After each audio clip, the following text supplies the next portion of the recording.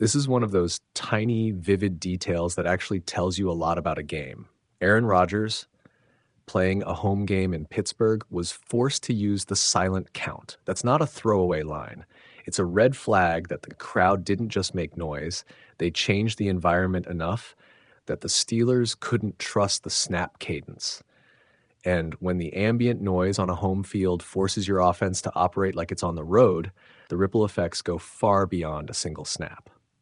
First, why the silent count matters. NFL offenses design rhythm around sound. A quarterback's cadence isn't just theater.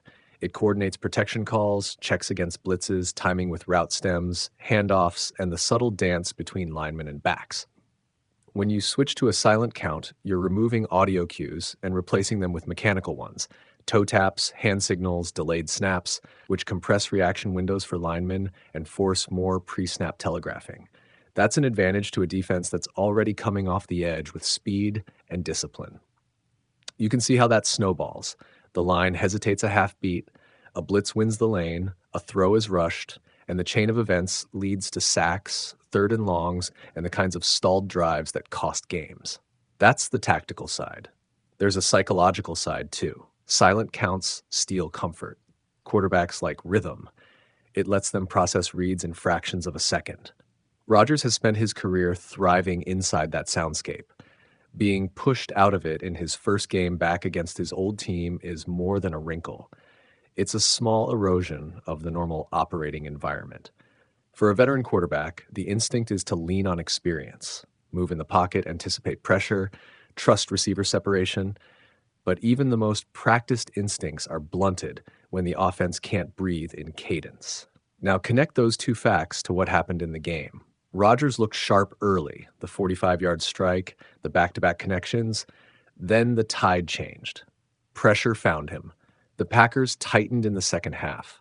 The Steelers converted 1 third down all night. Those aren't independent data points. They're cause and effect in a fragile system. When crowd noise forces silent counts, protection recognition is harder, and third down efficiency collapses. That sequence of events explains why an offense that flashed in the first half couldn't close the deal. There's also a practical coaching angle here. Home teams almost never switch to silent counts unless the crowd reaches a specific threshold. For Pittsburgh staff to make that call, they had to believe the noise would cause more harm than the alternative, predictable mechanical cues. That says two things about the fans. They were loud and coordinated enough to impact on-field communication, and they were loud in a way that targeted the quarterback line exchange specifically. That's disciplined home field support, intentional, effective, and rare. What do you do to manage that? A few standard fixes. Quick game design that gets the ball out in under 2.5 seconds, more screen and swing concepts to neutralize edge rushers, and snap counts built around visual cadence so linemen don't have to rely on audio. You can also lean on pre-snap motion and patterned, practiced silent count reps so the line's muscle memory isn't shocked by the change. None of those are glamorous. They are coaching details. But against a defense that can time their rushes, coaching details win games. There's also personnel reality.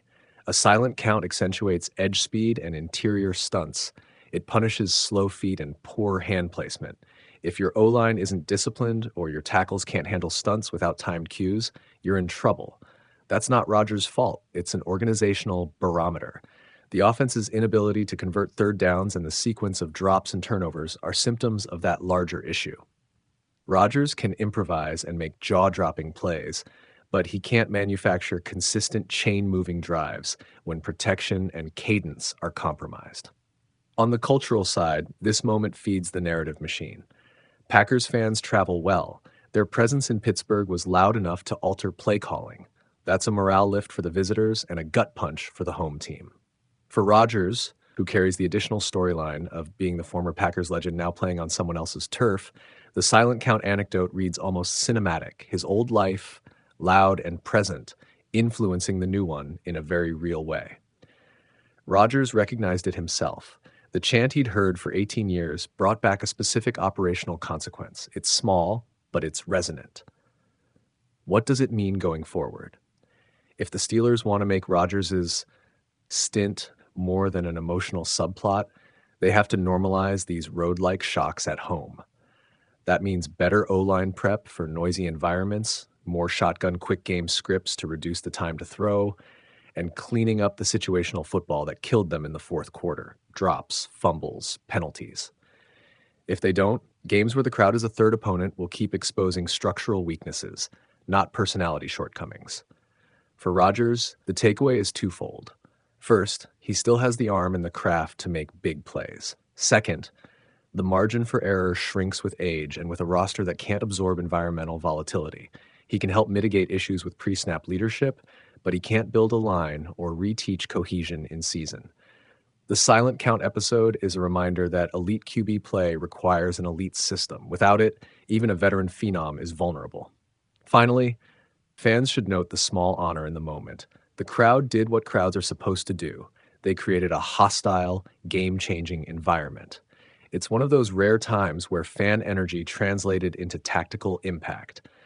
But it also highlights an uncomfortable truth. Home field advantage is only useful if the home team is ready for it. Make the crowd a force, and your own team must be able to convert that force into on-field gain. Bottom line, Rodgers being forced into a silent count at home isn't trivia. It's a symptom of a loud, focused fan base, of an opponent's edge speed, and of a Steelers offense that needs practical fixes. Fix the protection, grind the third down scripts, and prepare for noise. Do that, and the silent count moment becomes an anecdote, not a recurring problem.